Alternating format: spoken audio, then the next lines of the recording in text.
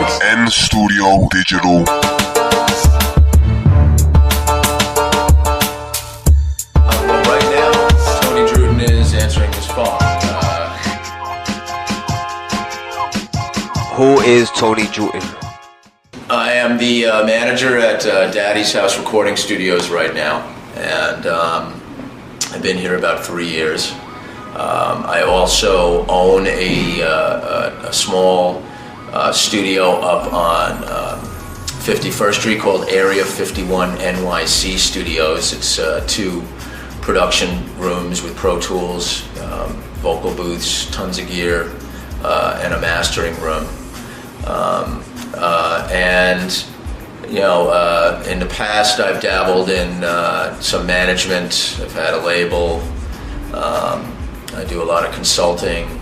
I'm a father of 2 and a 27-year veteran in the music industry. So. What are you currently working on?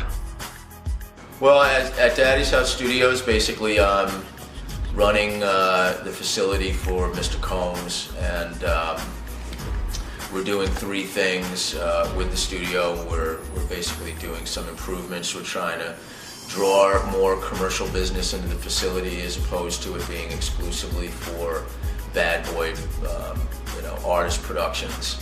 And we've been working on fixing up the aesthetics and the infrastructure and the operations of the facility. Everything from cleaning the consoles up, addressing equipment issues, air conditioning issues, electric issues that might be there, and doing some changes with the staff and the procedures, getting it to function more as a commercial studio than a private studio means that it basically just needs to operate differently. And as far as the aesthetics, we've been doing some improvements and working on some design options, and we're looking to hopefully do a renovation in the facility as well. At Area 51 Studios, I'm the owner of the studio, and I have a partner named Roy Shamir. That is a mid-sized room facility, and we don't have large format consoles. I'd say we're more of a quote-unquote project studio, even though we do have quite a lot of high-profile artists there. I have quite a large phone book from the years in the industry. Just to give you an example, we just recorded voiceover work for the Undersecretary of the United Nations. ASAP Rocky was in last night. DMC was in the other day. We've had everything from Esperanza Spalding to Usher to Warren G to LL Cool J. So much like Daddy's House, which obviously has a long history, my place is building one, and I'm quite proud of that. I'm also working on a number of other business-related projects, putting together some business plans for some things that hopefully will be very exciting when I finally announce what they are. How did you get started in the music business? I wouldn't say it was accidental and I stumbled my way in, but it wasn't intentional. My father was a drummer, quite a popular jazz drummer, and he worked at a club in Manhattan called Eddie Condon's, which was one of the top jazz clubs back in its day. So, my father was always on the road playing with people. I've got Louis Armstrong and Billie Holiday's autograph and all the old school jazz musicians. My father was very good friends with Charlie Parker and Miles and all of that era of jazz musicians. My mother was, I wouldn't say the opposite, but my mother was a classically trained pianist, was a music therapy teacher in the New York City Board of Education system, and taught private lessons at home. I started playing an instrument at a very young age, so as far as music training, that was something that was built into me from a very young age. I didn't go to college with that in mind, but I did go to college, and when I graduated college, I ended up having a music major in college, a percussion major, and when I graduated, literally I I had no idea I was going to work in a recording studio. And my current partner, Roey, was working at a place called Unique Recording Studios. He was becoming the chief engineer there. He was the assistant engineer to Chris Lord-Alge and a lot of very popular engineers at that time. And I started at Unique as a receptionist, working midnight to 10 a.m. in the morning. I worked my way through the system. I'd say within a year and a half, I was the assistant manager of the facility. Very shortly thereafter, I was the manager of the facility. I started a management company, managing recording and mix engineers. Songwriters and producers started gravitating towards me and asking me to manage them. I guess I was very successful at it at the time, so a lot of people wanted to have me handle their business back then. And that grew into an offer to start managing 13 years later after I started, the position of manager at Sony Music Studios became available, and I interviewed that and got the job. And I was at Sony Music Studios for 10 years, managing the recording studio operation over there and dealing very closely with sales and some of the other departments, and which was just a wonderful experience. And when Sony announced its closing, I had a business plan and I had investors, and that's a longer story, but from that situation grew Area 51, and at the time that I was opening Area 51 studios, Mr. Combs approached me about managing his facility, and here I am today. Why do you do what you do? Well, it's a good question. I ask myself that every day. I've been doing it for a long time, and you go through stages in your career that you start out with eyes wide open and looking at the music industry and all the the famous people and the people that you enjoy listening to, and it's great to hear stuff you're working on the radio and see things up at the Grammy Awards and be in the room with the artists. And I think it's a combination of everything. The music industry is a labor of love. It's definitely changed drastically over the years, and it's a very difficult business to be in right now. It's not for the faint at heart, and I think it's a combination of everything. And when you look at the business with hindsight and everything that you experience and learn, you start realizing more and more the separation between what is the business side of the music industry and what is the musical enjoyment side of the music industry. And there's certain parts of both of that that I enjoy still.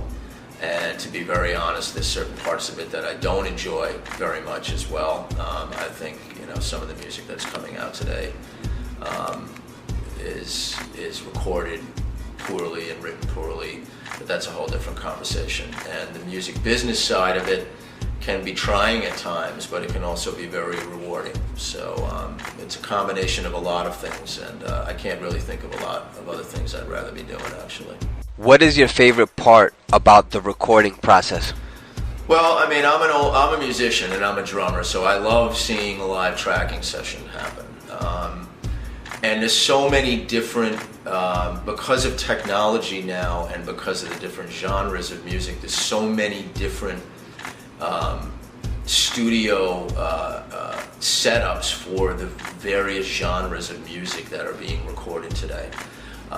Two-tracking a hip-hop vocalist to a beat, as we call it, two-tracking, which is basically just doing vocals to a stereo track that somebody has, tends to not be the most exciting thing in the whole world to watch as a recording engineer and as a studio manager. With the right person behind the mic, rapping, it can be exciting, seeing history being made, but the process itself is not exactly the most exciting thing in the whole world. Being in a room with a 120-piece orchestra or a 60-piece orchestra, and which I experienced quite a lot at Sony, and seeing every section being mic'd, all the cue boxes and the cue mixes being set up, and the conductor's podium, and the console setup, and all the gear and the personnel that goes into that, and then seeing all of those quality musicians in one room at a time, reading sheet music, and a conductor taking them through the motions. And back at Sony, they were looking at a score scrolling on a screen, and possibly the movie that they were doing the soundtrack to on a separate screen, and all of the facets that go into that and the excitement that go into that were just absolutely breathtaking, seeing that done properly. And then seeing a rock and roll band, let's say Aerosmith, Train, Maroon 5, a lot of these independent artists are incredibly talented these days, and seeing a band just come in and do their thing in a room with their instruments, and seeing the whole miking process, and running through of the songs, and I mean that's a very exciting thing as well, and very enjoyable to see someone who really knows how to record that well, and a bunch of really good musicians actually playing real instruments in a room together. That's the reason I got into this. Honestly, the hip hop world, I've been through quite a lot of it, and not a comment on the genre of music at all, but in the studio it tends not to be that exciting, to see the process. What do you love most about the music business? Well, that's a hard one. Honestly, I think just being involved in something that brings pleasure to so many people, and it sounds corny, but it isn't. Music is a fabric of everyone's lives, from wedding music, the music your grandparents used to listen to, church music. Everyone these days looks at Twitter and looks at YouTube, and everyone thinks, I wouldn't say everyone, but the younger generation thinks of music as Waka Flocka, French Montana / Lady Gaga meets Usher meets whoever, Justin Bieber.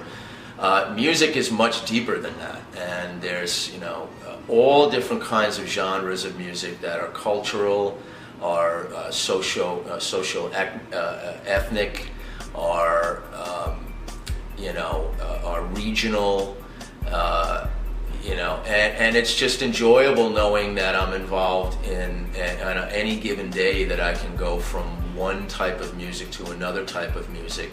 And to me, it doesn't matter whether it's in Billboard or not. If you enjoy music, it's good music. To be judgmental and say that, oh, I hate hip hop, I hate rock and roll, this rock and roll band stinks, power to you. If you like it, that's great. And quite honestly, I like being involved in every facet of it, and seeing someone, my family or my kids friends, listening to something and being able to say, what, actually I was involved in that, and seeing them enjoy it. What is the most difficult thing about managing a recording studio? Well, a recording studio is like any other business. If you take away the people that are working in it, the clients that are working in it, my famous quote is that a recording studio is a hotel with a lot of very expensive equipment in it. So much like a hotel, there's a lot of things that go into the management of it that aren't the most glamorous things in the whole world. There's paying the rent, making sure that there are coffee stirrers and paper towels. There's making sure that the facility is clean, and that includes the bathrooms and the control rooms and the equipment and everything else. There's the management of the staff, payroll issues. There's dealing with clients, sales, the setup of the sessions that are coming in and getting all the logistics together, invoicing, collections. I'd have to say my least favorite thing of all is collecting money. I feel I provide a service, and the people I work for provide a service. You're coming in, we provide a service in good faith, and we do a great job. and for people to take advantage of that and not pay their bills on a timely basis. I just hate dealing with that because it's just, no one likes collecting money, put it that way. Putting together the sessions, working on the sessions, watching the sessions occur, that's enjoyable to me. Everything else is just the minutia of running a business, and that's something that you sign on for when you manage a recording studio. It's work. Yeah, it's work like anything else. What is your management style? Well, I don't know whether I have a management style, but I'll tell you what, I believe in knowing what you're talking about and researching what you're talking about. And if you're managing producers, you should know how producers make money. If you're managing songwriters, you should know the publishing business and how songwriters make money. If you're managing engineers, you need to have a good phone book, and you need to know people that are working on projects. You need to research what projects are coming up. And you know, it's learning your craft is very important. Just knowing people and saying, I'm a manager, it means nothing. Anybody can manage something. I liken it to anybody can say I'm a drummer. Anybody can go out and buy the most expensive drum kit in the world, but if you don't know how to play it, it's a piece of junk sitting in the corner of the room. So, you know, first thing I did was when I started managing, I started reading every single contract that my clients were getting from top to bottom 2 or 3 times. So by, you know, within the first year, I was not asking the attorneys what the contract said. I was telling them what I wanted it to say. And from that point on, knowing what I was doing and knowing what standard contracts were, this comes to the songwriting side of management. As far as the studio style, I look at it as we're a team, and everyone needs to play in, you know, we're all in the trenches together, and we all need to work together as a team. Everybody needs to hold up their end of their job description. I expect everybody to give 110% of themselves to the job. I want people to enjoy what they're doing. And I'm not the kind of person that cracks a whip and screams at people. I'm more of a kind of a person that will absolutely take you aside, tell you when you're not doing something right, and hope for a correction, and it's up to you to correct your behavior, otherwise there's going to be some changes made. So the other side of it is that as far as the clients are concerned, I'm not the kind of guy that gets in the camera lens every 5 minutes and takes a picture with my clients. I want to respect their privacy, and I want them to enjoy themselves in the studio, which means that, again, it gets back to the hotel, which is you become the concierge at the hotel. Not only are you dealing with the staff on the session, the setup on the session, but you need to know where the nearest sushi place is in a 5-block radius, the nearest 7-Eleven, and the best Starbucks in Times Square. So, you know, it's really a multifaceted job, and you wear a lot of hats, and you need to deal with your staff. You need to deal with, you need to flip your hat and deal with collections, and you may not be the nicest guy in the world when you're trying to collect your money. Then you're booking studio time, and you need to put a smile on and say that, you know, we've got the best coffee in town. You really wear a lot of hats. So if a style was to be pinpointed, I would say it's being a jack of all trades and